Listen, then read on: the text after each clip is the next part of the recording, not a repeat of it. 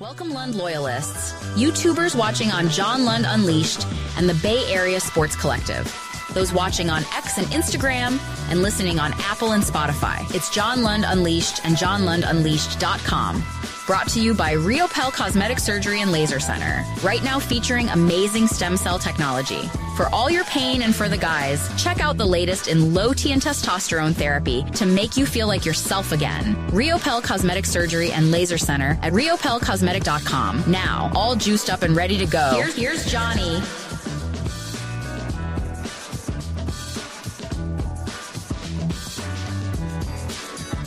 Yes, what a wonderful Saturday, or excuse me, Friday. Actually, I felt like a Saturday because it was opening day, and I was down at the yard. I have a lot of good videos and stuff for you. I got the walk-off hit from my angle last night, or yesterday, I should say. And good morning. Thank you for taking time for episode 107. As you can see, John Lund Unleashed and the Bay Area Sports Collective on this Saturday.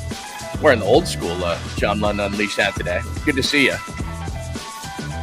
I will do roll call momentarily. If you are new around here, thank you. Maybe you're watching for X on the first time at John Lund Radio, and you're like, what's this stuff all about? Head on over to YouTube. Make sure you subscribe. Please subscribe.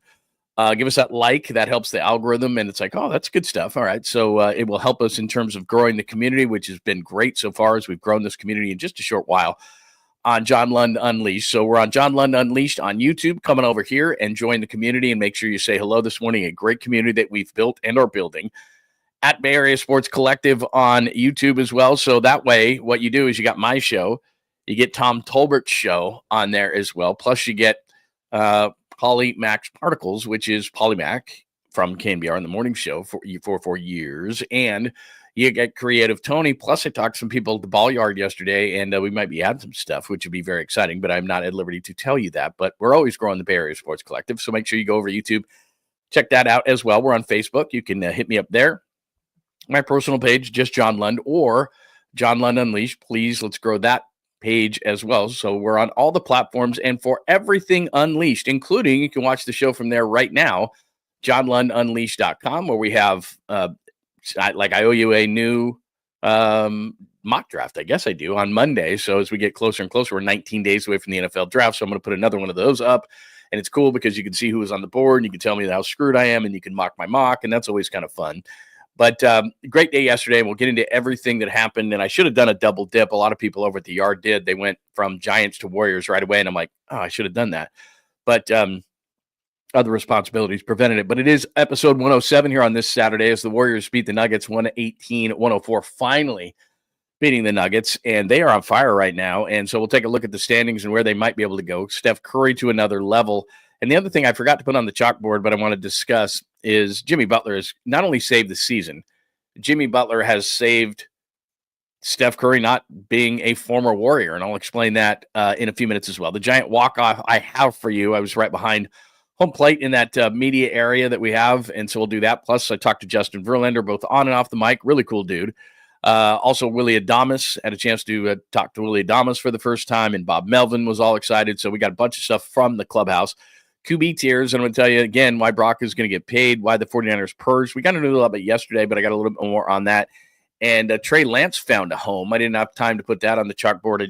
This morning I was going through my notes. I'm like, oh, yeah, so we got to hit that up as well. And I really hope he does something. I really do, even though it really doesn't matter to 49ers fans. I don't know. I like the kid.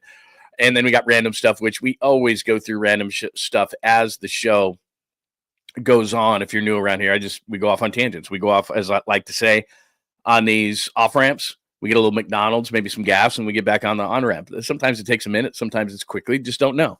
So that's what we do. So anyway, what a great Friday. What an amazing Friday. And I can't tell you how much fun I had at the ball yard yesterday. So I'll tell you about all those stories. I've got a lot of stories to tell. But good morning. I'm sorry I'm late this morning. What's funny about it is, before I do roll call, quick random thought or story.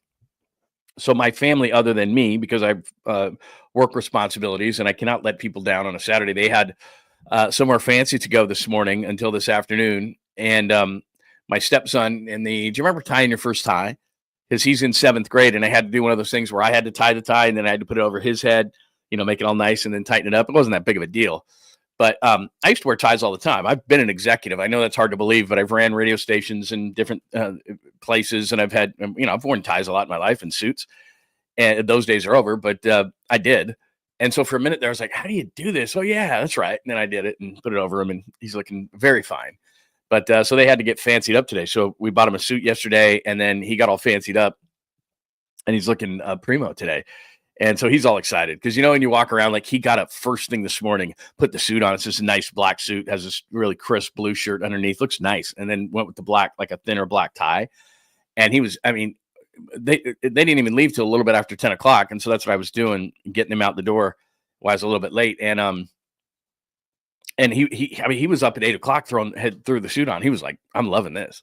And then he, all throughout the morning, it's like, when am I going to put on the tie? When am I going to complete the look? And finally, like, right, I said, you don't have that thing like tight on you until like you absolutely have to, especially if you haven't worn a tie. It's just like all of a sudden you have to do that top button. And it's like, if you're not used to it.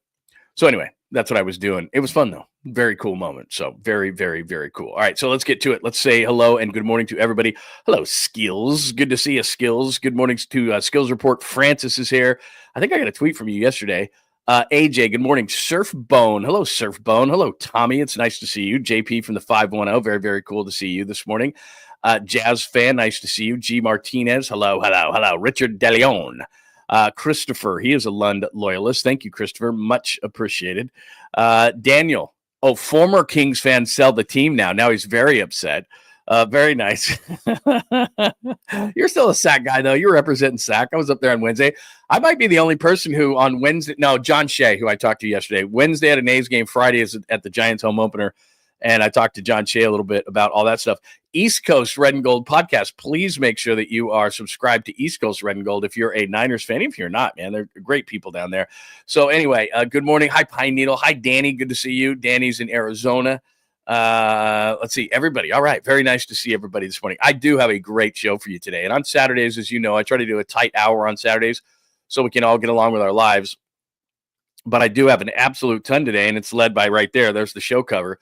Willie Adamas in the walk-off. I was at that. And then by the time I got home, I went and watched the Warriors. And my wife's like, do you ever not watch sports? What is wrong with you? All right, let's start with the Warriors. And let me pop the box score up because it is very telling, although it doesn't tell everything. But there's some things on here that you got to give the Warriors a ton of credit on this whole thing. So first and foremost, look at the bottom.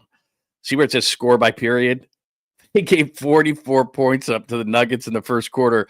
They're down 44-34. Look at the first quarter right there. The Nuggets come out rolling. They go 17 of 24 from the line, and you're thinking to yourself, really? Jokic, we talk about all the time, not wanting to see them in the playoffs because you just have no answer for Jokic. He goes 6 of 8, 3 of 3. He scores 15 in the first quarter, and you're down 10. And you're like, here we go again. Can't beat the Nuggets. God, I don't want to see them in the playoffs. Lund is right for once in his entire stinking life. This is just not a good matchup. Don't want to do this. No.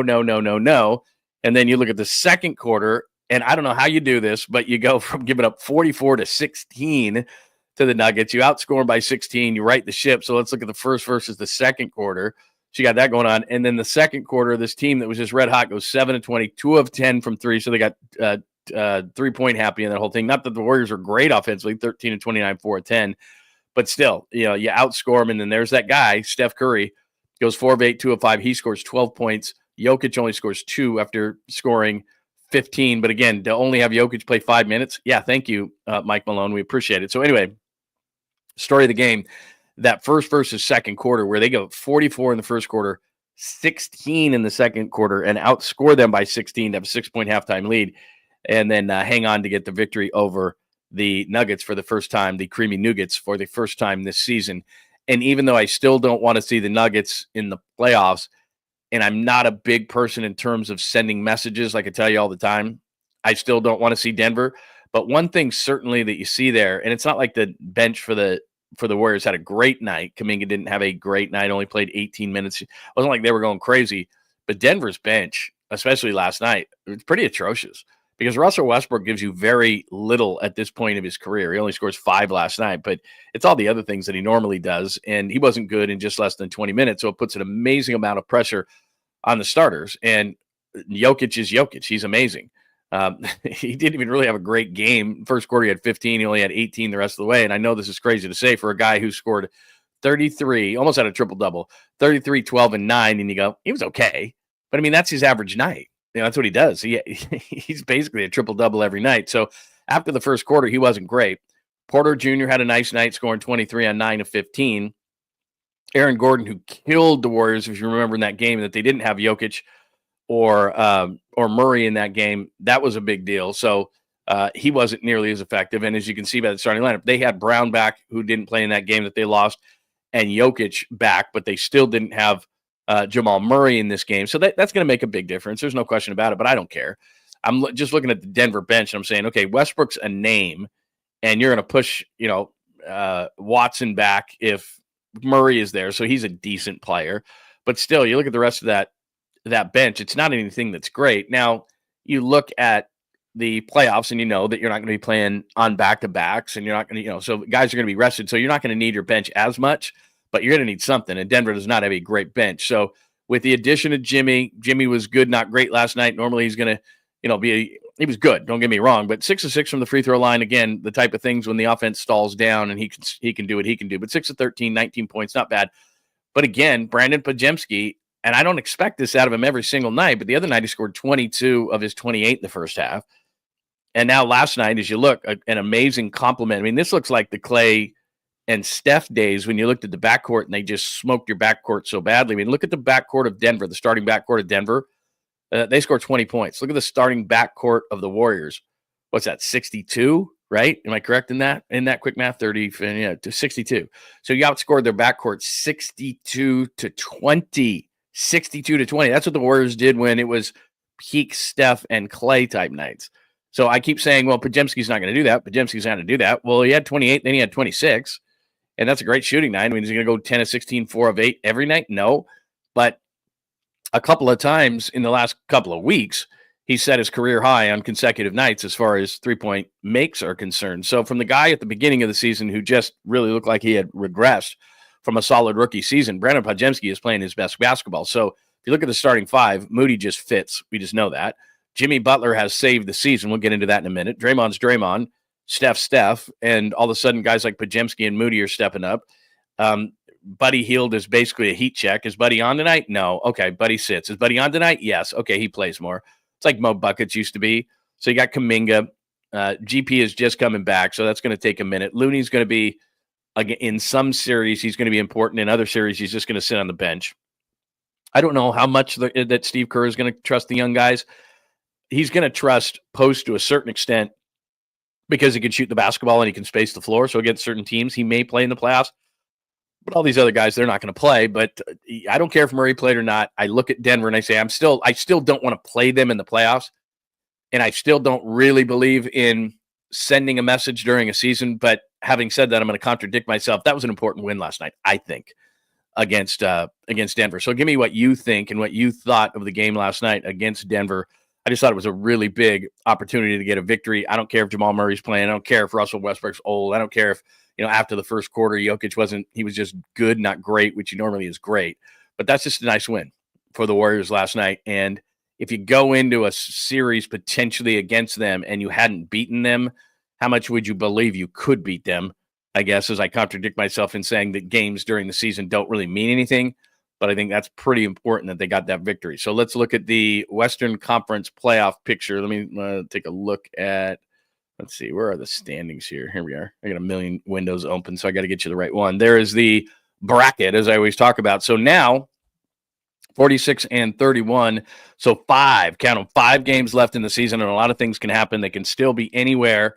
As excited as you are about this whole thing, they can be anywhere now from 3 to 8.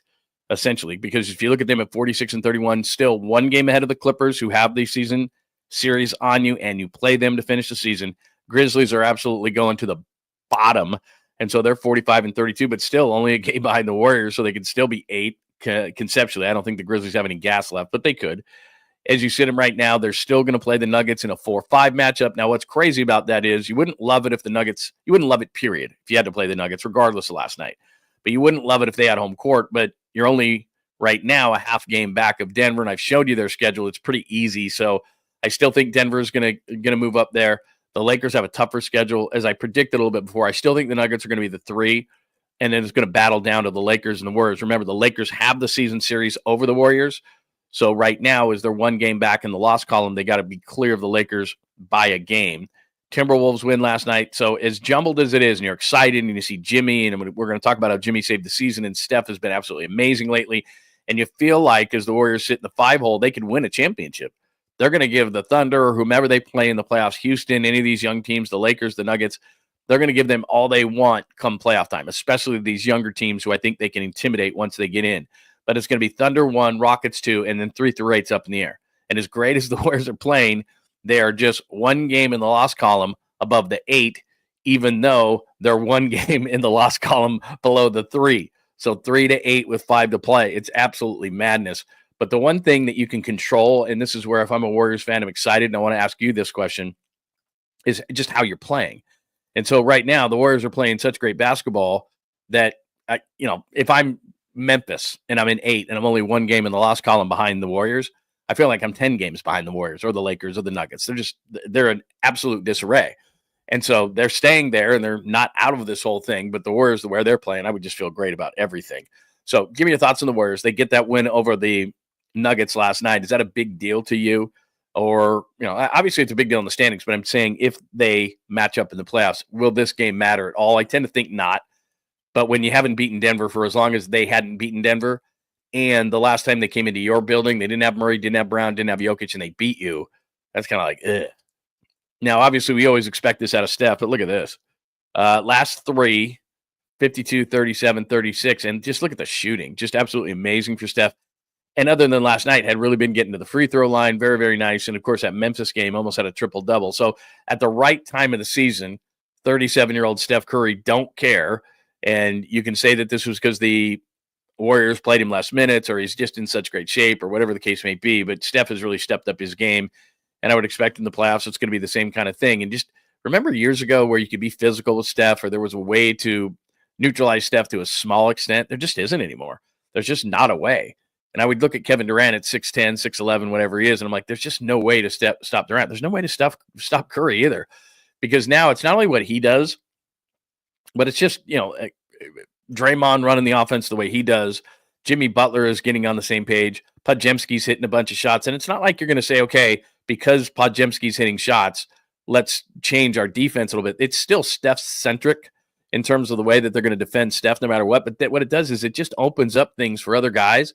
And no matter what the game plan is defensively for other teams, they will, in their head, even though the coach can scream at them a certain thing, in their head, they'll be like, well, Podziemski just hit his last 2 threes. I got to go out and get that guy. And all of a sudden now you're rotating just a tick slow to Steph, and that's all he needs. His release is so quick that you just gave Podziemski just a little bit of defensive love, and then all of a sudden Steph's wide open for a 3. That's what naturally it does. And then you add Jimmy's inside game where he can just get to the free throw line almost at will. He's not Harden-ish in that way, not quite to that level, but really, really good. Draymond's improved his offensive game to at least where you don't have to give him the Tony Allen treatment and you don't cover him at all. I don't love when Draymond hits an early 3 in a game because then he'll miss 3 or 4. I like him when he's wide open on a corner 3. He likes the top of the key 3 as well. It can look ugly, but it's gone in a lot of times this year. So that helps everybody. So Steph has been absolutely red hot. But I expect that out of Steph. The graphic and this graphic, but I'm going to just pop it up on the screen anyway. The way that the thing that Jimmy Butler has done, he saved not only the season, but the franchise. As you said, Jimmy, as it says right here in this graphic, Jimmy Butler, 25 and 26, tied with the Kings for the 10th seed in the West. And since they've gotten Jimmy Butler, they're 20 and 5. I want you to see that in black and white. You probably know it, but it's just, they were 25 and 26. And Steph Curry was doing post-game interviews in a really glum fashion, and that's not Steph. That's just not his demeanor. But he was being very serious. He was like, look, I don't want to be on a mediocre basketball team. I'm not going to do this the rest of my career. The only reason I'm playing is to win championships. Like it wasn't really veiled. I was going to say it was kind of veiled in the way that he was saying it, but he was telling management. He wasn't talking to me and you. He doesn't care what the media thinks. He had a smile on his face, and this kind of, but it wasn't the regular Steph. And he was saying to management through media, through iPhones and every other kind of device that he had in his face, through writers and all sorts of things, this isn't going to do it for me. That if this team doesn't get it together, I am 100% convinced that in the offseason, had they remained that 25 and 26 team and been where some of these teams are at the bottom, fighting for the final spot, the Mavericks, the Kings, that's where they were. They were that team. We all know that Steph Curry in the offseason, in the very nicest fashion he possibly could, through his agent, would say, got to move me. Like, I'm not demanding a trade. I'm not going to go out in public and say this. I'm Steph Curry. I want to come back to the organization. I want to own part of the organization one day, or be the general manager, or I don't know. He's ownership material. I don't even think he's going to grind like a GM type. But Steph Curry is, I think, going to be a part owner of this franchise down the line. He's done that much. I'm not saying Joe Lacob owes him or anyway. Steph is royalty. And so Steph is going to be back with his organization regardless. Now, I think he's going to finish his career here now, because Jimmy Butler is going to be here 2 years after this. And even if Steph slows down a little and Butler slows down a little and Draymond slows down a little, what we're starting to see with this team, and I don't know what's going to happen with Kuminga, because they could bring back a nice piece for Kuminga and keep this thing going too. But Podziemski looks like he's a piece, and Moody looks like he's a piece. These aren't pieces that are going to be the top player on this team. They're going to need that number one alpha male when Steph leaves. They still need that. I don't think Kuminga's that. So, but they've got pieces that if they can find the alpha males, the top guys, then Podziemski's a nice piece, and Moody's a nice piece, and Kuminga would be a nice piece, although I think Kuminga could get you something bigger than that, and I might do that if he's commanding a max contract, which there's a debate now whether he is, whether he isn't, whether that story was accurate or not, but I'm getting too far ahead of myself. But I think that Steph Curry in the offseason, had they remained that team that was hovering around 500, and like the last couple of years, goes into the playoff game, play-in game, loses in the play-in game, Steph Curry's then going to his age 38 season going, what am I doing here? I've got oodles of money. I got money upon money upon money upon money upon money. I have everything there is. There's no reason to play and put my body through this unless I'm trying to win championships. And Steph's legacy is cemented. He changed the game. Like, it's not, he's not even in a, like, when people talk about legacies, it's already done for him. Like, he can get the records, the 3-point records up there, maybe so that nobody can touch them, or it would be really difficult for someone to. I still think someone will at some point, but I wrote an article maybe a month or so ago on JohnLundUnleashed.com about how difficult it is to catch Steph Curry as far as the 3-point record. So, but he's not the kind of guy that's like, you know what, I'm going to play for. I'm going to play so that I can just make these records just so unobtainable. That's not him. And he doesn't legacy, whatever. His is cemented. I don't care if someone calls him the best point guard. I don't care if some jackass says he wasn't a point guard. I don't care if he's on a Mount Rushmore, and neither does he. I don't care if he's the greatest, the this, the that. Steph it doesn't matter to him. He's a confident guy. He knows what he is and where he is. And you know what? If you leave the game and somebody calls you, and most people call you, and everybody calls you the best shooter that ever lived, that's pretty good legacy. And whether he wins one more championship, 10 more championships, or none, that's not going to change. He's the greatest shooter to ever breathe. That's what he is. And it doesn't matter. Other than that, it's like, hey, guess what? You're going to be the greatest shooter ever leave. Is that a cool legacy to have? Yeah. I don't care about points and accolades and stupid Stephen A. Mount Rushmores and lists. I don't care. If I was Steph Curry, I would not care. And I know he doesn't care. I don't care about lists. I don't care about Mount Rushmores. Why the hell would he? He doesn't care. He's the greatest shooter of all time. Next. That's all you got. That's all you got to know.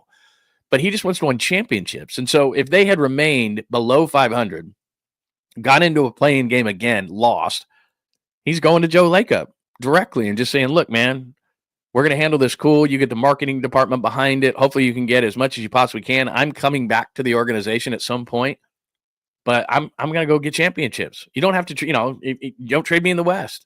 You don't have to trade me to the Lakers or something like that, where I'm going to come in and kick your ass and your fans are going to boo you and hate you. We don't want to do that. It's going to take some time. It's going to take some marketing. It's going to take, this is going to be very delicate, but I want to go win. I'd love to be a Warrior the rest of my life, but you know what? I'm going to balance that. And Kobe at the end, who couldn't win and had the Achilles, and that was ugly, but people don't remember that. But if he went chase championship somewhere else, he's not going to be like Durant. He's not a hired gun, but I think he would have in the offseason said, look, this is not how I'm going to end my career. I got a few more good years left. I'm not going to do it and just be here like a clown who you roll out. And it's like, I'm here to just sell tickets. I mean, that's what he would have been. Look at the bearded lady, shoot threes. That's what he would have just been a ticket seller at that point. He'd have been just like a clown act. Come out and watch Steph Curry shoot threes. We've won 15 games, but Steph's still here. That's what they would have done. He would have just been a marketing tool, and Steph Curry wouldn't have been down with that. And the Warriors would have had so much respect for him that they'd have said, look, this is going to suck, and this is going to be the most difficult thing we've ever done, but we're going to have to do it because we owe Steph Curry that. And he'll come back to the organization. But sub 500, you heard it when Steph was talking like that. You heard post games. He wasn't down with it. He changed his demeanor. And now all of a sudden, Jimmy Butler comes aboard, signs a 2-year extension, and they're 20-5 after being 25-26. So now, all of a sudden, and we showed you the standings before, all of a sudden you look at the Western Conference, and I don't care. These guys just have casual conversations. They thought the Warriors were dead and buried. Like, they're going to play in the play-in game again. Don't have to worry about the Warriors. They're done. They're in the rearview mirror. Oh, not so much. They can win a championship this year. There's no doubt. I haven't looked at the odds lately, but they can win a championship, this team. Now, it would help a hell of a lot if they didn't have to play Denver, especially in the first round, and not have home court. I think that as great as things have been and as excited as everybody is, despite the fact that they beat Denver last night, they probably lose to Denver in a 7-game series. Maybe it's a 6-game, maybe it's a 7-game, but it's just tough to deal with Jokic. And like I said, 15 points in the first quarter, and then the rest of the way they did a pretty nice job. So I would be more encouraged after that, but still, I hate the matchup. And I don't love the matchup with L.A., the Lakers, although, as we talked about the other night, no Anthony Davis, put in Luka Doncic. Doncic makes them better long-term. Doncic right now, it's 2 ball-dominant players, and I'm watching and I'm seeing a lot of times either LeBron or Doncic stand around, and they're not standstill shooters. That's not the game they play. The ball's in their hands. So they're going to have to deal with that at the end of the season if they get knocked out earlier than they anticipate. I wouldn't be completely shocked if LeBron James was traded in the offseason because you could get a boatload back. You could get players that are around Luka's age, 25, 26, 27, in the prime of their career, and now you're set for 10 years. LeBron's great. This is no dig on LeBron, but a guy who's going to be 41 next year playing with, Doncic, who's still really, really young, like, okay, you can get a couple of years out of those guys and see what happens, even though they're not really compatible as players because both are so ball dominant.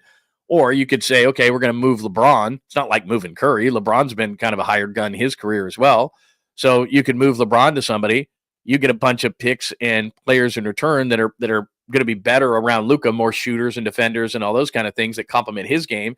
They're younger, and all of a sudden now the Lakers have a 10-year window instead of a 2-year window. Anyway, you don't care about the Lakers. I get that. All right, so anyway, give me your thoughts on the Warriors. So that's where we are in episode 104, 118-104 over Denver. Steph is Steph.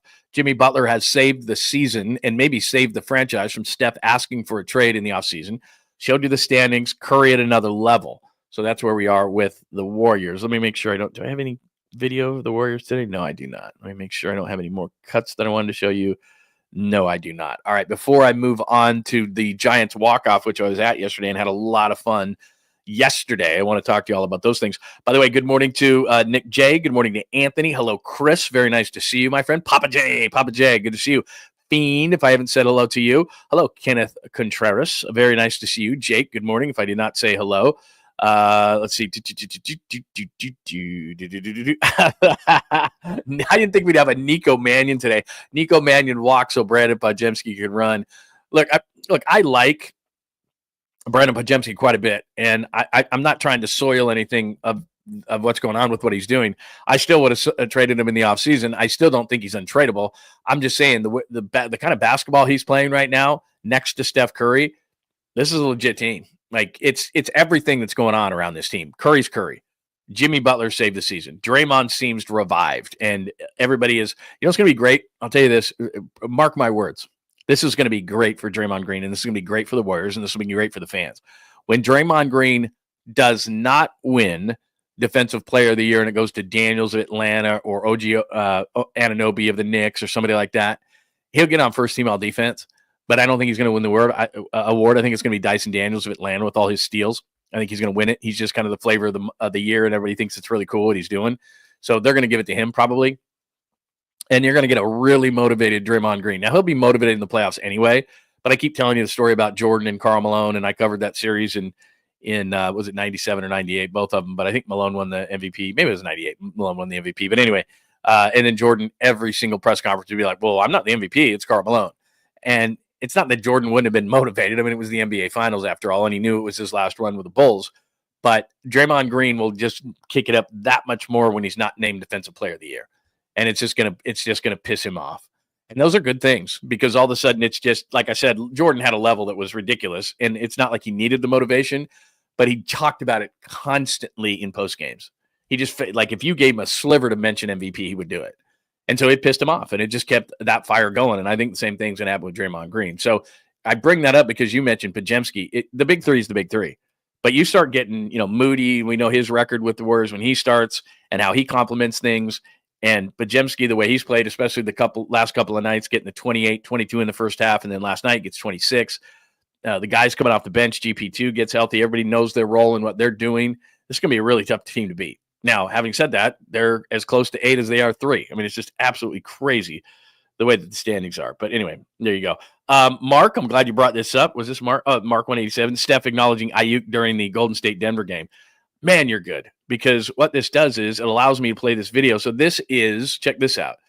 This is Brandon Aiyuk courtside. He was taking video. He's with his girlfriend. He's at the game. And this is straight from, this is what's great about today and the technology. Some of it, you're like, I hate it. Some of it's so cool. So this is actual Brandon Aiyuk footage from his phone, and we have it the next morning. It's crazy. Here you go. Take a look at it.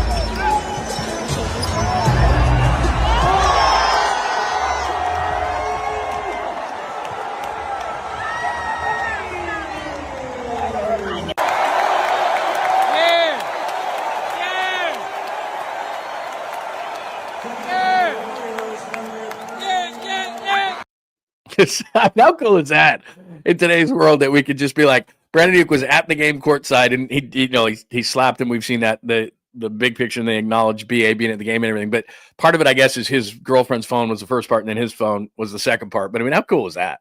He's just on the seat. I mean, those seats, by the way. I mean, I've covered a lot of games in my life and I've sat in, media seats like that. But I mean, just to be able to, I don't think I've ever sat courtside at a game just as a fan, you know what I mean? With my feet on the floor. Actually, you know what? One time I have. And it was actually, this is a funny story. I don't think anybody knows this story, and I've never even told this story. So I was in Detroit. I've told you this. I was doing mornings, and I was a program director in Detroit. God, this is a long time ago. My son had just been born, so this is like 2004.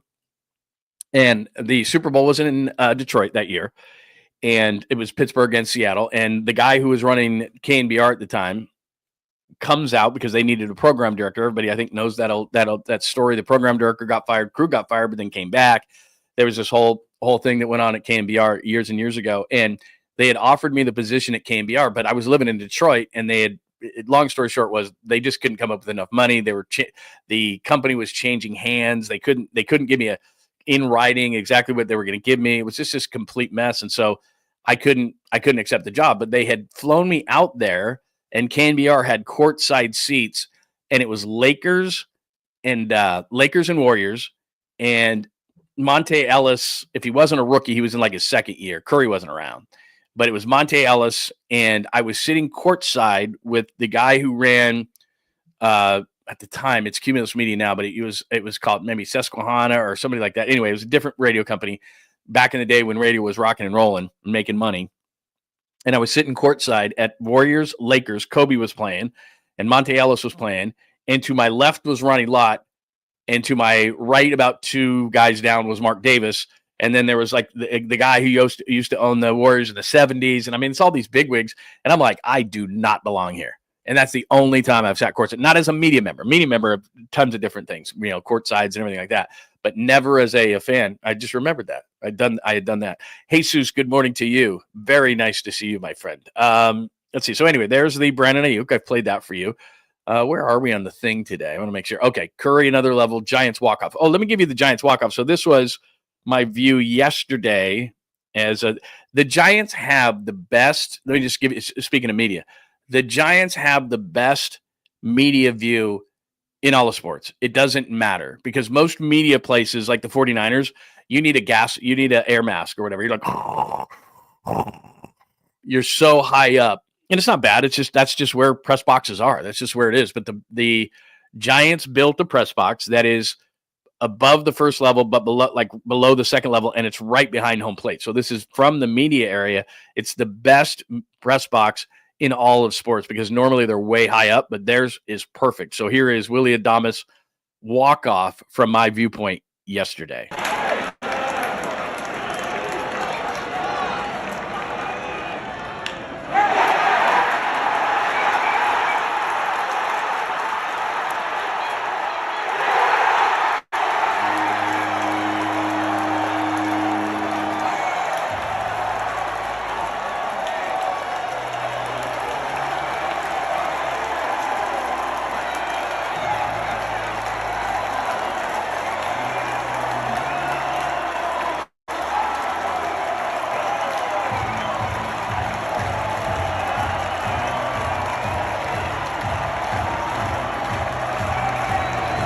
You get the idea. I mean, I could play more of it, but it's just me.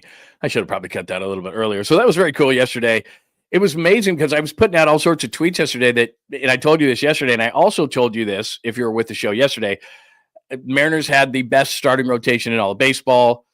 But obviously, Oracle Park is the toughest place to hit home runs and score runs in all of baseball, though it was an amazing day in the city if you were there yesterday. 65, sunny, amazing, awesome. And so the ball's flying out of the yard, all this kind of stuff. But I told you yesterday, low-scoring series. Mariners have a great best pitching staff, great best starting staff in baseball. Giants have pitched really well. It's going to be a low-scoring thing. And all of a sudden, we're watching this thing. And when it became 8-8 after just the craziness, and the Giants – and I'll play Bob Melvin for you in a minute. I went into the clubhouse yesterday and talked to Bob Melvin, all those kind of things. And Bob Melvin did acknowledge, like, wow, this thing was a sloppy game. I mean, there was a couple of rockets, like 110 miles an hour, and Adames talked about it after the game. Hit at Adames that some he could have made, some he couldn't have, but those were tough plays. Tyler Fitzgerald committed a big-time error. Camilo Duvall fell asleep on the mound and gave up a double steal in which both of those players ended up scoring. There was a wild pitch in the game. Like, they just didn't play clean baseball. And as I've said before about the Giants, if you're going to be a good baseball team and you're going to win a lot of games, you have to win in a number of different ways. So the rest of the series is probably going to be 2-1, 3-2, low scoring, all those kind of things. And I said that yesterday, and we just had a 10-8 game. So what the hell do I know? But normally you're not going to be able to win those games. The Giants, because of their pitching, their bullpen, all those kind of things, they got to win 3-2 games, 2-1 games. But they showed in this park that they can win a 10-8 game against a team that generally has a pretty good pitching staff. But if Willie Adames is not in that spot, which they signed him in the offseason, do they win that game? And Ramos looks like he's for real. Before I give you some more stuff as far as the videos are concerned and going into the clubhouse, let me just throw their score up, or their box score up last night. Let's see, I got all sorts of stuff from the Warriors. Where's the box score for the Nuggets, Warriors? I know I have it. I know I put it up there. Come on, man. Oh, there it is right there. Boom. All right, so there's the box score from last night. So if you look at this whole thing, Wade gets 3 hits. He was struggling up until that point. Adames 3 hits and 7 at bats. Struck out a couple of times, but it mattered. That's all that matters. Jung-Hoo Lee, even though you look at it right there and he's not hitting great, he has really good at bats. He does battle. He does have great hand-eye coordination. So I'm not making any excuses for Jung-Hoo Lee, but I'm also not saying he should be out of that 3 holes. You're not having bad at bats. Matt Chapman struggled a little bit with runners in scoring position. Look at Ramos, 3 out of 5. He's looking more and more like that guy that we've seen in the first half of last year, not the second half. Flores had opportunities. Yastrzemski had opportunities. Matos scored that first run as a pinch runner. Here's what's crazy. Look down here. See where it says Team RISP? I kept updating that throughout the game. I don't know that I've ever seen, even in a game like this in 11 innings, 28 runners in scoring position. They went 6 of 28. And that was the killer. Flores had opportunities late in that game, couldn't get it done. Ramos had some opportunities. Chapman had some opportunities. Adames goes 2 of 5. Yaz had some opportunities late in that whole thing, but 6 of 28 with runners in scoring position. Plus, they had an error. And Verlander just wasn't very good. I mean, I'll play a video for you from Justin Verlander, and I actually got a chance to talk to him away from the media just for a minute, and because I told him I covered his first game ever. It was a back end of a July 4th doubleheader in 2004. And I'm like, hey, I covered your first game. I'm like, that makes me old. But then I had a little conversation with him. Really cool dude. But anyway, he wasn't great. 2 1/3, 3 earned runs, 5 overall. But he just wasn't sharp. Threw 65 pitches and had a couple of rough innings. But there you go. That's what Justin Verlander did. So they got to be better. But I mean, look at all those pitchers. And they gave up, Mariners don't have a very good offense. And I didn't send this out. But the Mariners had the 29th ranked offense coming in. They were averaging 2.57 runs per game. They were hitting 172 as a team, was Seattle. And I expect them to go much more towards that in the rest of the series. But some discouraging performances. Trevino is a guy that maybe you'd like to see as a 7th inning guy. He struggled. Duvall, he struggled. But again, a lot of it, in Duvall's case, defense. He did allow the double steal, but the defense wasn't very good. Eric Miller was able to settle some things down. Ty Rodgers, especially when you're the Mariners and you just don't see him very much. Like, he makes me nervous against teams like the Dodgers or the Padres who have seen him a lot, teams in division. But Seattle clearly hadn't seen him. They were just freaked out by the whole thing. And then you got Walker and Belbiv the Bivens at the end makes me a little bit nervous. I know he had a great year last year, and it's a really cool story that he made it to the majors at 30. And because they had to play extra innings, that's who they had to put in the game. But he makes me a little nervous. But hopefully the bullpen, you saw a nice performance by Rodriguez. Miller did a really nice job. But we've been talking so highly about the bullpen that we're like, yesterday was not tremendous. But anyway, great win. And another thing that was really cool, and this was just kind of permeating through the clubhouse yesterday, was they just, all of them have this kind of sense about things that they're a good team. Now, it's early in the season. I understand that. These standings mean very, very little. But it does mean that, like, the Dodgers are just out to this ridiculous start. The Padres finally lost a game at Wrigley yesterday. Even Arizona, Colorado sucks. I mean, how would it be to be a Rockies fan? I mean, I know we're frustrated at times by the Giants, but they're off to a 1-6 start. They stink. They've lost 5 in a row. It's like there's 162 games in the season. You're already 1-6. You're already 6 games behind the Dodgers, and you're like, our season's over, and you're 7 games into the season. How would that be? Jesus. I mean, honestly, I don't know how Colorado is ever going to compete because of the thin air. Nobody wants to go there defensively or pitching-wise, and it's like, my God, they are terrible. Anyway, that doesn't matter. 6-1, nice start. They've won 5 in a row. This division is going to be a mother, as we said, but you get all excited, and then you look at the standings, and you go, God dang, man. These dudes, they're just a big pain in the ass. But anyway, let me start with Bob Melvin. So I was standing there about to the left. The place was packed for opening day. But here's Bob Melvin kind of putting into context, like we said, 6 of 28 runners in scoring position. Justin Verlander wasn't great. Some struggles defensively. Bullpen wasn't up to their normal standards for the most part. But Bob Melvin just said it was great to get a crazy win. They didn't do some things right. It kind of went both ways, but for an opening day like that with a packed house, nobody left for 1 second, and it seemed like there was drama every single inning. At least put on a good show. You just have 8 pitchers. What can you say about what the bullpen was able to do? Yeah, it's a lot. I was gonna use Bird at the end, even though it's been 1 day off. So contributions across the board. Obviously we gave up some runs in some key moments, but just to stay after it and persevere through what is such a grind. And, so many times it felt like we were on the verge and then not, and then you have to pick yourself up and go back out there and put the same intensity the next inning. And I guess once you sit back and look at that game, maybe it was supposed to end like that.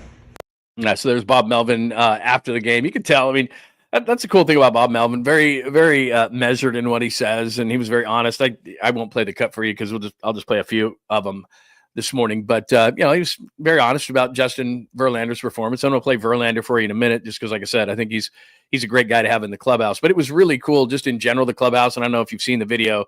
So you walk in there, and then they open the doors, and they all jump up and down and freak out again on Willie Adames. And Adames said it. Tyler Fitzgerald said it. I said hello to Logan Webb. Logan Webb said it. I say Verlander said it. I think Bob Melvin later in the press conference said it. Now, look, it's very early in the season, but I tell you this all the time. I don't like the term small sample size, only because I don't really use that term. It is what it is. And then when things flow the other way, or if they flow, or inevitably they will, because over 162 games, you're going to have ups and downs, that you just ride this and say, look, right now they're playing really, really well. I don't care about small sample size. They're not playing perfect. Now, early in the season, it is early in the season. A couple of games ago, they hadn't committed any errors, and the bullpen was perfect. It's not going to do that. You're going to have certain games like that. Am I surprised it happened at Oracle Park against the Seattle Mariners? I am. I found a note in the middle of the game. I just went through it. They were 19-0 last season when they scored 8 or more runs. So I looked up that note when it was 8-8. I'm thinking, they didn't lose a game last year over 8 runs. I mean, it's just, there's no way. Usually the magic number is 4 for the Giants. They get 4 runs, they win like 75% of their games, 80% of their games. And you just don't normally see those kind of runs. It was a nice day. The wind was blowing a little bit out. I wouldn't say it was warm, but 65 in the city with the sun. It was really nice. It was a beautiful day. Perfect day for baseball.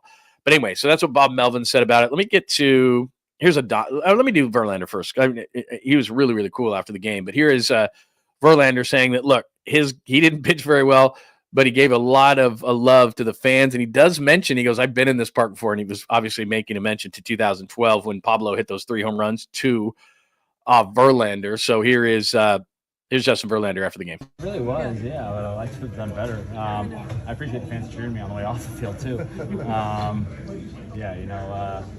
The atmosphere was great. I've experienced it from the other side, obviously, in some big moments, and know how great these fans are. So, a lot of the guys here have told me how special opening day is here for San Francisco, and it really was. The atmosphere was wonderful for the short time I was out there.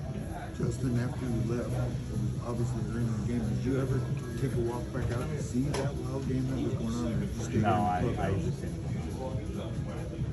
It's early in the season, but this team has won a couple different ways so far. What would say about this team to be able to, in a game that features so many twists and turns, to be able to find a way to win? Yeah, good question. Good teams find different ways to win ball games. You can't just win one way and sustain that over the course of the season. So, today was a slugfest, and we were able to pull it out that way. It's just like I said in spring, man, this team has something special, and I think we were kind of overlooked. And it's early, but I think you can see that this team is pretty good. All right, so there's Justin Verlander. Yesterday did have an opportunity, too, to talk to him a little bit afterwards. Seems like a really good dude. And like I said, I just went up to him and went, I just want to make sure that I have this right. I remember, because I was in Detroit doing mornings for years, and I said, your first start was you got called up, and it was a second part of a double header on July 4th in 2004. And he just looked at me like, oh, my God, like, really? You know that? And I'm like, dude, I covered that game. And he's like, oh, my God, you got to be kidding me. So we had a short conversation, but really good dude. He likes he's adjusted well to here. He's glad he came here. As he said to the assembled media there, he really was impressed by opening day, and he actually made a reference to 2012 and said, yeah, I've been here when the crowd is pretty good. So he goes, I remember that it's a pretty good crowd. And then I didn't follow up with, when Pablo hit those two front home runs off you. I didn't want to say that because then he would have smacked me in the face. But anyway, really good to talk to him. And then he had that theme at the end of that conversation, as you heard with the media there, where he said, we're being overlooked and all these kind of things. And they kind of have that vibe in the clubhouse about that whole thing. And so, if you look at just yesterday's game, and I get it that it's only one of 162, but I was saying this yesterday, that you can't just be a team that wins 1-0, 2-1, 3-2, 3-1, those kind of games, because as I look at the Giants, that seems to be that kind of a team that they're going to pitch well. I think the bullpen's going to be better. I think Verlander's going to be better, all those kind of things. He's got to be. But they win a game in which they didn't get great starting pitching. The bullpen wasn't exactly nails. It was against a team that came in averaging 5 hits a game. The Mariners were averaging 5 hits a game. They had a batting average of 172. We're 29th in runs scored at 2.57. There's only 30 teams in the league, people. 2.57 runs, and they explode for 8 against the Giants. And you think to yourself, well, the Giants aren't going to win a game in which they give up 8 at home. Well, they turn around and they get 10. They get the key hit from Willie at the end. They were 6 for 28 with runners in scoring position yesterday. So they commit an error. They commit a couple of dumb plays, like Duvall just completely falls asleep, allowing a double steal that takes them out of a double play, and those runners later score. One on a pass ball when Sam Huff was in the game because they took out Patrick Bailey because Bailey was being pinch run for in the 9th inning. So a lot of things went wrong for the Giants. They're not going to win games in which they give up 8 a whole lot of times, especially at home. It's a really bad offense for the Mariners. So all these things, and you're thinking, there's no way they're winning that game. But they find a way. They score 10 runs, and the right guy is up at the right time in Adames, who you give all this money to. So for opening day, it becomes pretty much the perfect storm. You end up winning it, and then you hear Verlander after the game say, look, man, there's just something. Now maybe that'll be stupid by the end of the season, but maybe there is something to it. Here is Willie Adames, caught up with him after the game, and Willie said that Willie describes his game-winning hit. How did that compare to your previous at-bat? Because you had some much bigger swings in the previous at-bat. I felt like I was, taking good swings in the previous one. Felt like I just missed the one. I popped that up, but I felt like I was right on it. It's just like that's how baseball goes. Sometimes it goes your way, sometimes it doesn't. But the next time you try to shorten up a little bit, go the opposite field. Yeah, just try to put the ball in play. Because, like I say, the shadows were crazy. Couldn't see the ball well, but, obviously we would just try to tie the game and continue to fight. And, fortunately got the win. I think he brings up a great point. People forget this. At that point, and you can see in the video that I shot of the game-winning hit, you can't see the ball until it's like halfway to the plate. That's why all of a sudden, everybody's how come early in the game that they're scoring all these runs, and then at the end, the shadows had crept in by that point because of all the pageantry before the game. So they introduced, it's the home opener. So they're introducing all the Giants, and John Miller's out there, and they're doing this and they're doing that, and there's all these different things. And so for a 12:35, it didn't even get started till after 1 o'clock. And so at that point, the shadows are coming in. It's really difficult to see, all that kind of stuff. The other thing that I really thought was really cool, this is just short from Willie Adames after the game. Now, remember, he's played in Tampa. That's a terrible ballpark. I don't know if you've been there, but it's just an atrocious ballpark. And now it doesn't have the roof on it, and Tampa's not going to be playing there, but it's an awful, worse than the Coliseum by far, just a terrible place. So it's not like he had a great atmosphere when he played there. Milwaukee, it's not that it's not a great atmosphere in Milwaukee. It's just a smaller market, and they're not going to be every single night having 40 plus. So Willie Adames said yesterday after the game, this is the best home opener he's ever been a part of. Take a listen. I mean, there's nothing else you can ask for. That was unbelievable. Something, probably the best opening day I've ever seen so far in my career. So it was incredible. And the energy-wise, the fans were really showed up, and all they did was love, and I love that. Yeah, every guy after the game said that. Every single guy, whether they were with the media or whether or not, like I said, I went and said hello to Logan Webb, and that was a person he's like, dude, how about that energy? Like, that was awesome. It's very, very cool. So anyway, guys were liking it. The energy in the clubhouse is really cool right now. They feel like they are something. Now, we'll see. The Mariners have a really good pitching staff. You're probably not getting 10-8 games the rest of the weekend.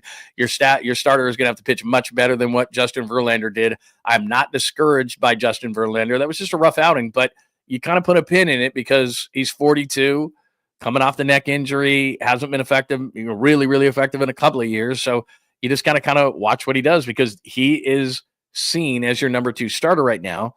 Robbie Ray, remember those first 15 batters last time out, was absolutely great. So you got to watch Ray and see what his bounce back is here. And then from there, Logan Webb's going to be Logan Webb, but I can't exactly, as we talk about putting things in the bank, I can't exactly put these guys in the bank just yet. But as we go through the chalkboard, the Giants walk off, heard from Verlander, heard from Adames, telling you about the clubhouse. So that's kind of where we are in this stuff. And I'll get out to the chat line, whether you went to the game or whether you have a vibe on the Giants or how you're feeling about it. It was really cool being at the Yard. I'll be 100% honest from a personal standpoint. You probably don't care about this, but Papa and I had been, like I said, we'd done opening day for probably, 8 or 10 straight years from this certain spot right next to the Giants dugout. Before the game, players are coming up. And so I went onto the field and I stayed as far away from that spot as I could that a bunch of people were coming up to me going, hey, come on over, say hello. And I'm like, nah, I'm cool, man. Like, I'm cool. So it took me a minute. It was a little bit awkward for me for a second there, but then it was just like covering a game. So just so you know, I'm going to, just from a personal standpoint, my goal is now that we're doing the show from 8 a.m. to 10 a.m. every single day, Monday through Friday. Got a lot of stuff to do after the show. Want to make great stuff, and we always send out shorts and videos and the story of the day. And so that's why you got to have your alerts on at johnlundunleashed.com on YouTube. So we put a bunch of stuff out. We probably put out beyond the show. We probably put out 3, 4, 5 pieces of content every single day in addition to the show itself. So please subscribe, keep that content on, or keep those alerts on, and you'll get all that stuff on our YouTube channel, John Lund Unleashed. But in addition to that, because I don't have a daily show that I'm having to prepare for and go in and all that kind of stuff, this is my studio at home. What I'll be able to do now is go to, I'll be at all the Warriors playoff games, home games. I'll be at the Giants home games, doing all sorts of stuff. Not every single game, like the rest of the weekend I'm going to take off, but I'll be at a lot more games. I'll be able to give you a lot more insight into the teams and talk to the players and everything. That's one of my goals, because when I first got into the business, as I've told you before, I was a beat reporter for the Utah Jazz, and I was a sideline reporter for the Jazz Radio Network, and I moved to Portland and did, the pre and post game, pre half and post for the Blazers Radio Network. And so I was a reporter for a lot of the years in my early days, both as a writer and as a broadcaster. And so I'm going to go back a little bit to those kind of days and not only do a show like I do every day. It's not going to change the show. It's just that I want to be able to give you more stuff like that and more insight on stuff like that. And I hope it's something that you'll enjoy. And then we'll put it across all of our platforms. So John Lund Unleashed on YouTube, but I put it on Instagram yesterday. I put it on X yesterday. However you want to follow, put it on Facebook yesterday. So whatever your platform of choice is.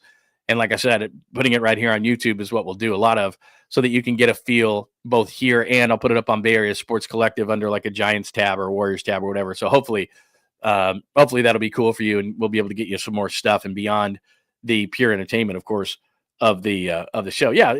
And by the way, I think I was the first one to call John Dickinson boots on the ground. And I did talk to John Dickinson at the game yesterday, but John Dickinson boots on the ground as I first called him, and then it was stolen from me. Just so you know. I didn't know this.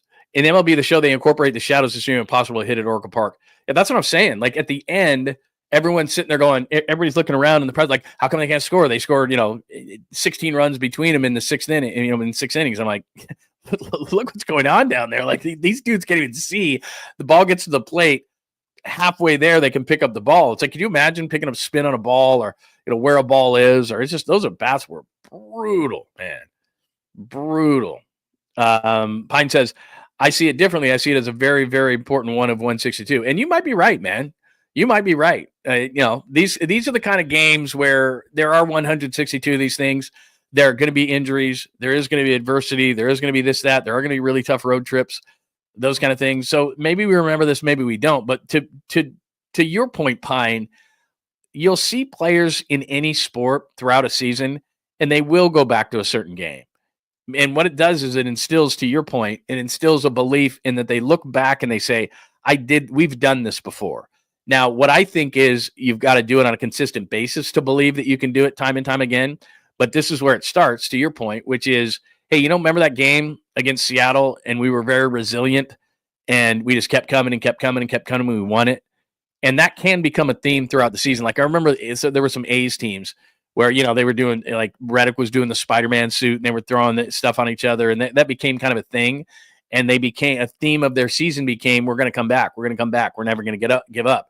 And that has to start somewhere. So you bring up a really good point, which is, okay, we did it against Seattle. And we did it against this team. We did it against this team. Did it against this team. And that's kind of a life thing too, not to get too deep on you here. But in life, that happens. So if you've been able to resiliently get through things, this happens to me all the time, and I'm sure it happens to you. You have a bad situation in your life, and you go, I've been through far worse, man. That's just where you get seasoned in life. Like one of those pans. It's like a seasoned pan. You're like, look, man, I've done this before. I've been through this. I've been through that. I've been through this. I've been through that. And I've been through worse, and I'll get through this too. And so from a sports perspective, you do have to build up that callus. Like you have to be calloused. Like we've done this. We've come back in the fourth. We've come back in the ninth inning. We've come back in the, depending on what team you are, like whether it's whatever sport it is, we've come back in the bottom of the ninth.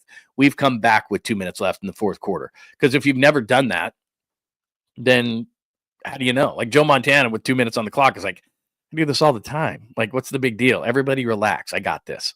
So yeah, that's a good point. Francis, you bring up a hell of a point too. And I saw this afterwards on social media. I think it was on Twitter, X or whatever. And they showed the umpire. Yeah, it was brutal. And I had this is how I watch a game. So I've got it right in front of me. Then I have a computer on a baseball savant thing, and you can see all the strikes and the balls and everything, because from behind it, you can't always see it. And then I've got a box score over here. It looks so stupid. I've got 3 devices going on plus my phone. And people are just looking at me like, because you only get one spot. Like you're in the press box, you get one spot. And so I got this stuff all spread out, and everyone's next. And the guy finally sat next to me, in the 6th inning, was like, is there someone sitting here? And I'm like, I got to move on my devices, But yeah, I right away, you could see it, because if you watch it on certain websites, you can see it. And then as it's going, you can see the percentage of calls missed. Wasn't great. That was not a great umpired game. I'll tell you that right now. Let's see. Nick J says, Melvin being allowed to manage without far hack running by is great firing. Yeah, it does. I would agree with you, Nick J, on far hack. Hi, Caesar. It's good to see you, man. Hello. I would agree with that. And under Buster, and this is one thing that is, and I didn't talk to anybody about this yesterday, but it certainly was a vibe that was going before the game, because I told you I did an hour show yesterday, and because I had to run out and I wanted to catch Bob Melvin in the clubhouse, in the dugout before the game. And players, as long as it's hours before, and especially with opening day, because what you do is you walk down this hallway and then through the dugout onto the field. And so you'll see players, and they're all excited for opening day. And so they'll say hello to you and give you a second or something. If they're not in the cage or something, you say hello, hey, good to see you, or whatever. And there's a vibe there. There's a definite different vibe without Farhan that Buster has instilled in that. Not, again, don't get me wrong, in terms of the analytics of the game, it's not that. It's just they're not totally driven by those numbers. There's not all these readouts going, this is it. I mean, the guys are still getting that information. I'm not saying that.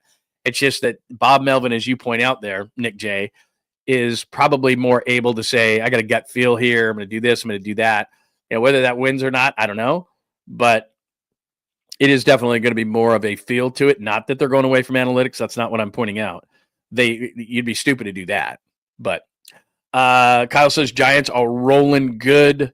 Rockies did go to the World Series. Yeah, 07 versus the Red Sox. But right now, I don't know what they're going to do. I mean, that place is a mess. Absolute mess, man. Yeah, the Chris Bryant deal. You could tell when Farhan, after, you got to give Farhan credit for this. Basically, he's like, oh, he's going to have a big market, and we're probably not. What do you get at 7 and 182 or something, or 6 and 182 from Colorado? What a horrible. I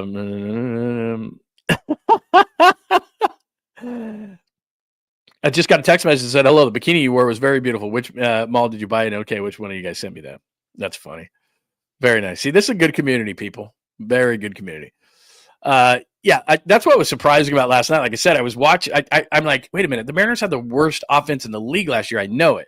And so I looked at their 24 numbers, but then what I did with all my stupid devices that I was watching the game on from the press area yesterday was them this year. And I know, again, we're not very far into the season, but they were hitting 172 going into the game. They were averaging 5 hits a game. They were averaging 2.57 runs per game. So I'm watching this game when it was 8-8, and I'm like, what the hell, man? This is Oracle Park, and the Giants have a good pitching staff. Why the hell is Seattle scoring all these runs? In fact, I texted a friend of mine from Seattle. I said, what's going on? He's like, don't worry, it's not going to last. It did, but they did. As always, please, hi, Papa J, and thank you so much. Like and subscribe to both channels, John Lund Unleashed and Bay Area Sports Collective. So please, if you would do that, that would be amazing. So that's where we are, episode 107. Nuggets, the Warriors finally beat the Nuggets, 118-104. If you're late to the show, that's totally fine. We have talked about it, so you can either go back or in a little bit, when I put the chapters up there, you can go back and listen to our fine thoughts on the Warriors finally getting that win. Showed you the standings. Curry's at another level. Jimmy Butler has saved the season. They were 25-26, 20-5 now since Jimmy arrived. Verlander, not very good. Heard from Adamas on the game winner. Heard from Bob Melvin, crazy game. Gave you the stuff from the Clubhouse. So that's where we are as far as, and I did show you the standings in the NL West, which is a little different than the standings in the NBA right now. Just a little bit different. So anyway, there you go. Let's see. What else do we got? Anything else on the Warriors game or the Giants game yesterday? And like I said, I'm just kind of clicking through this quickly on a Saturday. Just wanted to get you up to date on everything. Yeah, I was over. Here's the thing. People were hitting me up on social media yesterday, like, where was I drinking at? I had to work yesterday. I wasn't drinking at all yesterday. I didn't have any cocktails. Like, I saw Pop and I said, I'm going to catch up with you later. And he was in the Gotham Club. It's like, come over to the Gotham Club. And I'm like, oh, like, I couldn't. I had to go in the clubhouse. I can't go in the clubhouse all wrecked, like walk in there. Hi, like Harry Carey. Hey, high fly ball to center field. Like, I can't do that. Can't walk in there. No, I was not in Portland when Bill Walton was there, although Bill came back a lot, and they have that one championship. And so it's almost like, you remember when the Warriors just won the one in 75 and we just embraced those players that way. In fact, the Warriors won it 2 years, Warriors. Blazers won it 2 years later in 77. And those guys are gods up there. Like Maurice Lucas has passed away, but all those guys, Jack Ramsey's passed away, Bill Walton passed away. But I mean, when those guys were around and I was up there, I mean, those guys were gods. That was the only professional championship they ever had. It was just crazy. Just crazy. I know. I don't know if I could trademark boots on the ground, because I'm not the one who came up with it. I'm just saying, when it came to like JD, John Dickinson doing all, his stuff, I was the one who called him that, and everybody just like, hi, Jesus. Padres, Arizona, Dodgers still better than the Giants? ? Look, you can't deny the Dodgers. As much as I want to, they're not better than the Dodgers. And I haven't seen a ton of the Padres. I've seen 2 Padres games so far. Great, by the way, Imanaga of the Cubs, when I didn't know he was going to be so good. My God, he was great last year. He was 15-3 with an ERA in the 2s, and then he absolutely shut down the Padres. Was that yesterday or day before, whatever it was? They all run together. The Cubs might be decent this year. Like, the Padres are good. We need a little bit more time, but the Padres are good. I'd say the Padres and the Dodgers are better. But what I would say is that based on just what we know so far, the Giants can compete for a wild card. Winning a game like that, and that won't be the norm, but winning a game like that when Verlander struggles, bullpen's not great, and yet one thing that has always been consistent with the Giants, whether they're going to win a World Series like 10, 12, and 14 or just be in the mix, is that you got to get key hits. They're not going to score 10 runs on the regular. They're not going to score 5 runs on the regular, especially in this ballpark. So you've got to get great pitching, great relieving, and key hits. And last night, as you're sitting behind, like I said, I'm sitting behind home plate there in the media area. They were 6 for 28 with runners in scoring position. They'll probably not have one game this year, one game in which they have 28 runners left in scoring position, or just 28 runners in scoring position, period, in a game. And I know that thing went 11, but still, even through 9, they had like 22 runners in scoring position. They were like 5 of 22, I think, at one point. You can go back to my X at John Lund Radio on X, and you can see how many. Like, I'm just putting out all sorts of tweets. Now they're 6 for 28. Now they're blah, blah, blah, blah. I mean, it was brutal. But there you go. Willie Adames is up in the right time, as he said, and you saw. He pokes one to right field, and they score 2 runs. By the way, having Tyler Fitzgerald on base at that point, thank you very much. I don't know how many players on the Giants would have scored. He got a great jump and scores on that ball. Now, it wasn't hit very hard, and it was going to be a really tough place to play, but I don't know how many players on the Giants would have scored in that situation like Tyler Fitzgerald did, because when he was barreling around third, I'm like, nah, he's in. He's got it. Yeah. I mean, that's the whole thing. Is let's be honest with ourselves. The Dodgers, they're ridiculous. So, yeah, they're great. So you're going to have to play for a wild card. So how much it matters or whether you're better than the Dodgers? Not very much. Are you better than, as you pointed out there, are you better than the Diamondbacks? Are you better than the Padres? Because now you're playing for wild card. Are you better than the Braves, the Phillies, whoever doesn't win in the East? Are you better than the Mets? Are you better than the Central just early on? And maybe I'm jaded because I went up and saw the Cubs just absolutely smoke the A's at Sutter Health on Wednesday. The Cubs look pretty good. And if they can get pitching, they're going to hit. They're going to score. Kyle Tucker's really good. They're going to score runs. But now you're dealing with the Cubs and the Cardinals and the Brewers and whomever's going to come out of the Central. Are you better than those teams? I think that's it. Did somebody say, was that a Mariah Carey or a Harry Carey? No, the Harry Carey one is. And by the way, I met Harry Carey at a spring training game one time. He's hilarious. And this is a true story. My uncle was a advertising exec with Budweiser. And you know that whole Cubs fan Bud man? He did, that was his deal. Hey, I'm a Cubs fan and a Bud man. And that was his deal. That thing went forever. But I didn't want to be like Harry Carey. I'm sitting in the booth, like Harry Carey's sucking down Budweisers. I've seen him do it during a game. And it's like, I can't do that. Like, I cannot do that. And plus, I'm walking into the clubhouse bombed. Yeah, they're like, dude, get out and never come back. Like, I'm not Harry Carey. I can't pull that off. I can't be Harry Carey. I can't be drunk. Can't go to the Gotham Club, suck down shots with Papa, and then go back and be like, hey, Justin, how come you suck today? What about 2012? You must hate this stadium. Like, get that guy out. He's done. Oh, man. That was good. That was a good time. That was a good day yesterday. What a fun day out of the park. The only other thing I'd say is, and again, I feel bad for the A's and their fans. It was like a spring training game. Like going to a ballpark like yesterday, and I've been to just about every ballpark in the country. That place is special, man. And I make fun of it all the time because that's their baby, and that's where it's like, yeah, the star of our team is the turnstiles. The star of our team is the park. The star of our team is. But I mean, that's a great baseball park, and that was fun yesterday. A lot of great fans. By the way, a lot of people coming up to me saying hello and that they listen and they watch, and so it was really cool. Just a really cool day yesterday. So anyway. Off to a good start are the Giants, and they're back at it today. Couple other things before we get out of here, because like I said, we try to keep it to a tight hour on Saturday editions of the show from the clubhouse. So we've done all that stuff. We're down to QB tiers. This is kind of funny. The only reason I bring this up, I had this on my notes for a couple of days. The only reason I bring this up is because everybody talks about Brock's contract, and they talk about all the quarterbacks that are better. This is Chase Daniel, who held a clipboard in the NFL for, 15 years and made like $50 million. Which is like the most brilliant thing ever. So he's not going to be hurt coming out of his brain is totally intact. And this is how he looks at quarterbacks. So he's got Mahomes 1, no issue with that. Allen, Burrow, Jackson. That is tier 1, absolutely. And then he looks at tier 2 and he says Herbert, Stafford, Goff, Daniels. And he also puts Purdy. But he's putting these guys behind him. So I don't have a problem, even though Herbert hasn't completely proved it. His is all based on he's just such a great athlete with a great arm. Stafford, no issue. Goff, he has to have perfect circumstances like Brock does. I'm hesitant to put Jaden Daniels in it so early because, and I guess I make this because it's Washington. RG3 after his rookie year, everybody loved him, and then kind of It's going to be teams in that division are going to adjust to him. So Philly, Dallas, etc., are going to adjust to him, and then he's going to have to win. Not in a different way. I'm not saying that. We're going to try to take away the best things that he does. So maybe he's just that good. But you can have a good rookie season, great rookie season in his case, where they go to the NFC Championship game. And then afterwards, they're going to just adjust on you. Look at C.J. Stroud. See him near the last player there? C.J. Stroud, after his rookie year, is what Jaden Daniels is right now. And I'm not saying C.J. Stroud isn't great, but his star dimmed a little bit in his second year. But it's because teams watch film, especially in his division, and say, okay, what does he love to do? Let's drill down really hard on him. Let's use an entire offseason because Houston's really good. And then you become a really big target. As a second overall pick and a rookie, people are like, how good is Jaden Daniels going to be? Oh, my God, he's really good. So second year, these defensive coordinators spend the entire offseason, especially the ones in your division, looking at the head of the snake going, okay, what do we got to do to slow this guy down? So Stroud was good last year. He just wasn't great like he was as a rookie.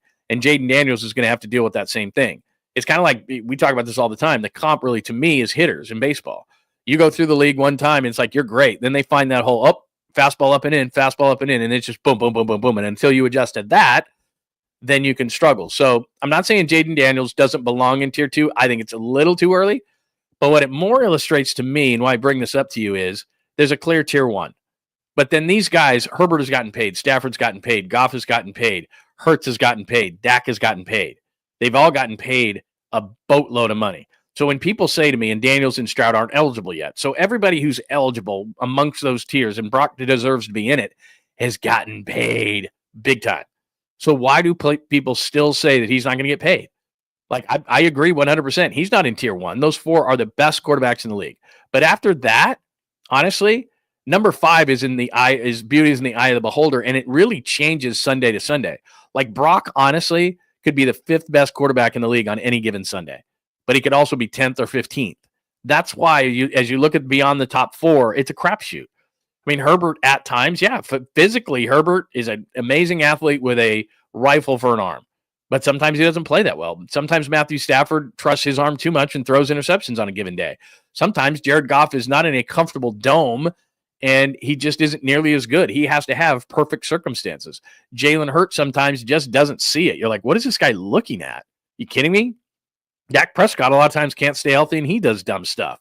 So, the top 4 generally, Mahomes, Allen, Burrow, Jackson on any given Sunday, they're pretty good. They're a reason why their team wins. After that, Brock could be 5, Brock could be 15. But he's getting paid because everybody else on that list right there that is eligible to be paid, so Daniels isn't, Stroud isn't, they've all gotten paid. Herbert's gotten paid a ton. Stafford's over the years paid a ton, just extended. Jared Goff, extended. Jalen Hurts, lots of money. Like, they're all over, 52 to 55 and more in that second tier. First tier, whatever. But that second tier, all those guys gotten paid that are eligible to get paid. He's getting paid. So anyway, just wanted to bring that up real quick. Did I have anything else? Oh, this one. Let me bring this up, NFL related. I thought this was a prank. I double checked to make sure that this was actually true. So Trey Lance is going to be the 3rd quarterback. Hopefully make that team with the Chargers. The irony is with Trey Lance going to the Chargers. The irony with Trey Lance is, if you remember this, I was covering training camp down there in Santa Clara, and there were whispers. This is Trey as a rookie. Not even kidding. It sounds silly right now. But as a rookie with Jimmy and Trey in camp, people were like, Trey might be able to start. Trey's that good. Like, Trey's looking really, really good. He had confidence. He looked good. They weren't asking him to do a ton. And Trey's not stupid. He knew the book. He just couldn't execute it after a while. But Trey, there were actual rumors that, and whispers, I should say, in camp that, like, Trey's out playing Jimmy in camp when he was a rookie. And he might play. And he might play sooner rather than later. And he might beat Jimmy out. And then they go down a few weeks into training camp, and they go down to the Chargers joint practices in LA, and Trey didn't have a clue. Couldn't see it. Lost confidence. I was down there. He threw some balls that were like, honestly, they were. You didn't even like. Where's that ball going? Is he nuclear loose? Like, what is he doing? And from that point forward, his confidence waned. The team's confidence in him fell off. Like, just a few weeks into camp, it went from he might beat Jimmy Garoppolo out when they were just practicing with the Niners. And remember, that was a really good defense that he's going up against.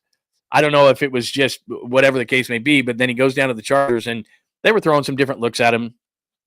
I know that Kyle had asked the Chargers at that point to throw a couple of different looks at Trey just to kind of get him to some different things. And he was a deer in headlights, and he looked horrible. And he never really recovered, honestly. never really recovered. So the irony of him going to the Chargers, which really was his downfall as a rookie and never really recovering from those practices, and I believe losing his confidence, he goes to the Chargers. I don't know about you. Maybe you just don't care about him anymore. Maybe it's just like that's so long gone. And we've talked so much about why the 49ers had to purge, right? Well, in 2022, they didn't have a first-round pick. Why? Trey Lance. In 2023, didn't have a first-round pick. Why? Trey Lance. So those guys, we wonder, and I said this the other day, the reason why the 49ers have had to purge to this point, look at 22 and 23 drafts. Those are the guys that are supposed to be cheap labor that are starting. No first-round pick in 22. Drake Jackson stinks. Ty Davis-Price, not around. Danny Gray, third round, not around. Burford stinks. Womack, not around. Zakel, whatever. Kalia Davis, Castro Fields never even made it. And you got Purdy to not save the draft.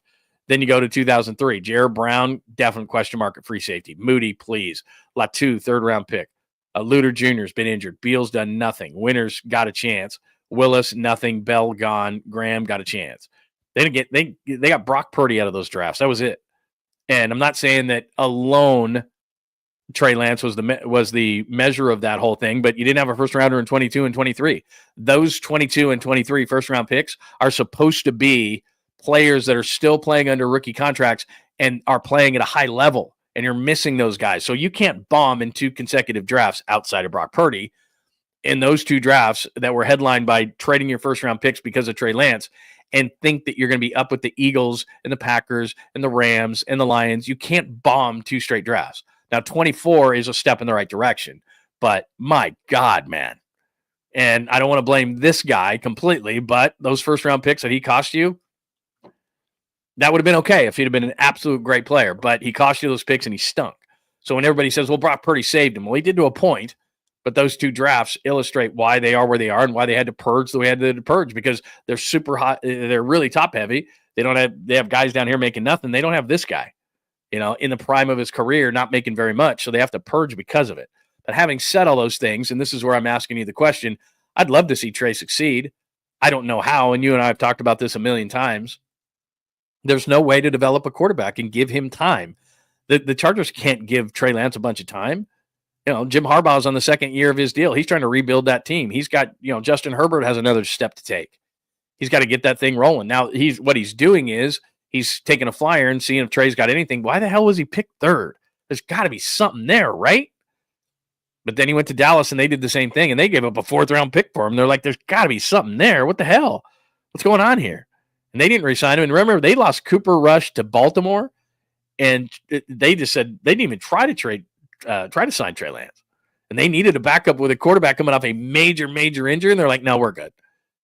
And so the Chargers went, well, there had to be a reason he was taken 3rd. Let's just see. Let's just bring him in and see what the heck's going on. So, look, it's a massive long shot. I don't think he's going to do anything with his career, and I feel bad about it. I don't know how you can develop a quarterback like Trey who had very little experience, but they're going to try to do something with him because they're going to pick him up and see.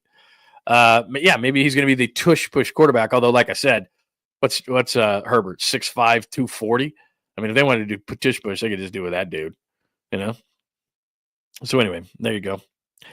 Yeah, I'd agree with you there, Pine. Goff is a statue. That's why when they played him in the NFC Championship game, their whole thing was get him off the point. Because if he has to move or he's in any kind of conditions that aren't a dome, he's okay. He's just not great.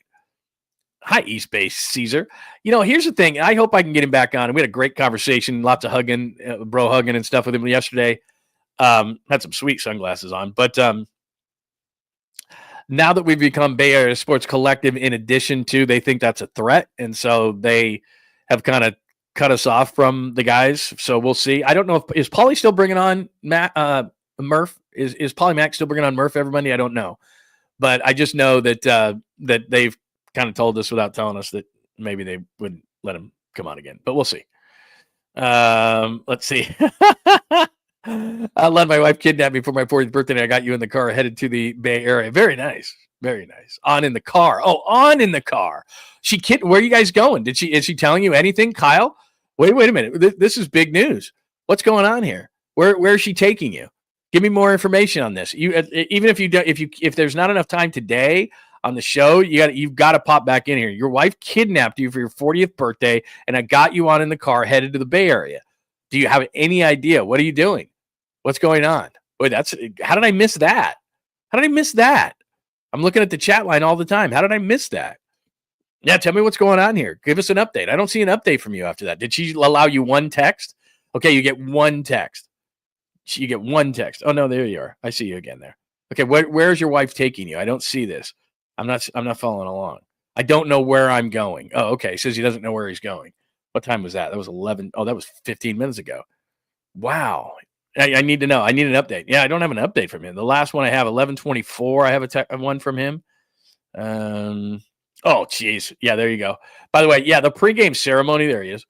The pregame ceremony with Bonds and John Miller. And I mean, 25th anniversary. I got one of those pins, actually. They gave me a pin somewhere on this whole thing. But yeah, the 25th anniversary thing. The funniest thing, I forgot about this. The funniest thing from yesterday. Now, did they show the pregame ceremony on TV? I don't know. But the funniest thing from the pregame ceremony yesterday was they show Verlander warming up in the bullpen, and John Miller says, and he's got the podium and the microphone in the middle, from the mound or whatever, and he says he brings up Pablo's 2 home runs against Verlander in the 2012 World Series, and they show Verlander warming up in the bullpen. It was classic. John Miller is so great. That was incredible, just incredible, man. Very, very cool. Oh, okay. All right, EB. Okay. All right. Man, very cool, man. Very cool. All right. So maybe that's where you're going. Let us know. Let us know where you're going. Yeah, what else do we got? Anybody else? Going once, going twice, going 3 times. All right. Everybody have a tremendous. Did Krug get smashed yesterday? You know what's funny? I tuned into that show at times because, like I said, I got 19 things in front of me, and he was doing draft talk. He had 3 other guys in there. And we're going to do that. We're going to do the bottom of the pint every single Friday from now on. I wanted to go to opening day. I had some business things to take care of in the city. And so I went to opening day and wanted to provide all that content for you guys. So that's why I went to opening day. But from now on, I will be at Krug and I will be doing the bottom of the pint show for every Friday during the game. So make sure. But I tuned in during the game to see what Krug was doing, if he was sucking down beers, talking about baseball, whatever. And he had 2 other guys in there with him. And he had a draft board, and they were doing like a draft in which they drafted like 20 guys. And so I laughed, but I will be there. Is today National Deep Dish Pizza Day? Is that true? Is that true? JP from the 510, are you pulling my leg on that? Is that true? Do I have to look that up? Zachary's is solid. My parents are from Chicago, so I am I wouldn't say I'm a deep dish snob. That's not true at all. But I do love deep dish pizza. And if it is Deep Dish Pizza Day, hold on just a second. Let me make sure that that's true. What is today? There's a Zachary's right by me, which it's not, it's not Giordano's or anything like that, but in Chicago, but it's pretty good. National Deep Dish Pizza Day. JP from the 510, you are a god. Yeah. How did I miss that? There you go. You like national? There it is. National Deep Dish Pizza Day. What do you think of deep dish pizza? Let's end on this note. Today is National Deep Dish Pizza Day, and if JP from the 510 wouldn't have said that, I wouldn't have known. What do you like? How do you like your pizzas? Thin crust, Sicilian style. I lived in Detroit. I don't understand the Detroit whole thing where they put all this toppings and then they put the sauce and everything over the top. Wasn't my thing. Was not my thing. And it had like it was the square pizzas and stuff. So my folks grew up in Chicago. They'll eat the deep dish. They like it, but it's just, it's almost so decadent. You know what I mean? Where it's so deep that like you eat one piece and you're like, I would have rather had like 4 or 5 thin crust pieces.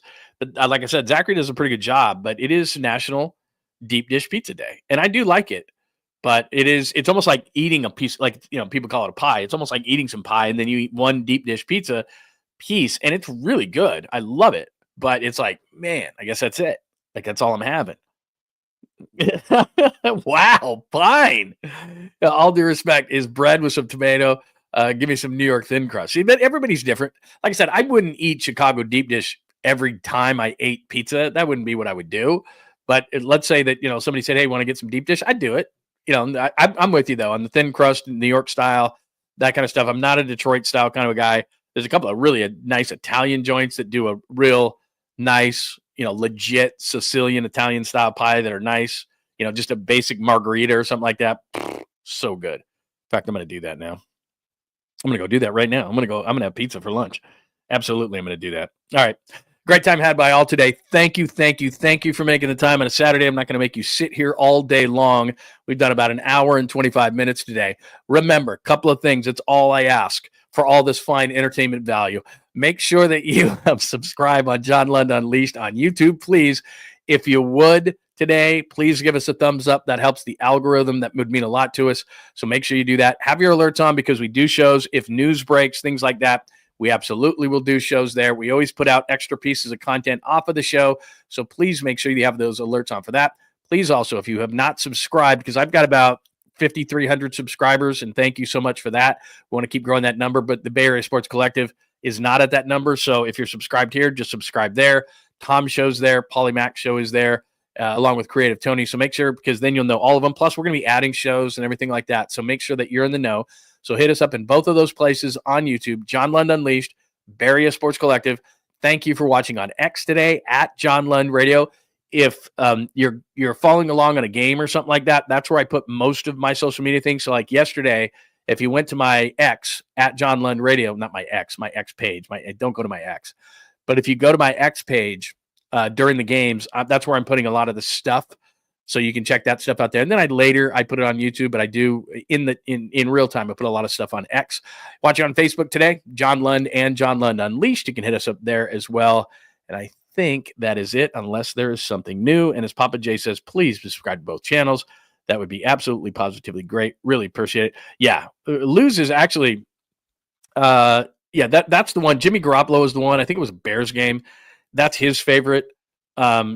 My parents have a different one, but yeah, that's excellent pizza. I mean, it's just absolutely great. Thank you, JP from the Fun 510. Thank you, and thank you for letting us know it was National Deep Dish Pizza Day. Much appreciated on that front as well. So there you go. All right, everybody, have a great Saturday. If I don't speak with you before then, we'll see you Monday morning at 8 a.m. Monday through Friday, 8 a.m. to 10 a.m. Saturdays we do a quickie, although it wasn't as quickie today. But Saturdays we do a quickie on Saturdays at 10 a.m. to just get you caught up on everything. Remember, follow along, subscribe at John Lund Unleashed, Bay Area Sports Collective. X, it's at John Lund Radio, as well as Instagram if you hit us up there as well. I will always get back to you on questions, comments, thoughts. You can do it right under the show right here or hit me up a little bit later, or also questions, comments, thoughts at John Lund Radio on X. Everybody, have a great Saturday afternoon. I will speak at you later, or at the worst, Monday morning at 8. Thanks for hanging out with John Lund Unleashed. We'll try to be better next time, though I wouldn't hold my breath. Please like and subscribe on the John Lund Unleashed Pod YouTube channel. Watch live shows weekdays at 8 a.m. on YouTube, Instagram, and X. And make sure to have your alerts on for shows throughout the day or night. All things Lund can be found at johnlundunleashed.com. johnlundunleashed.com. Goodbye!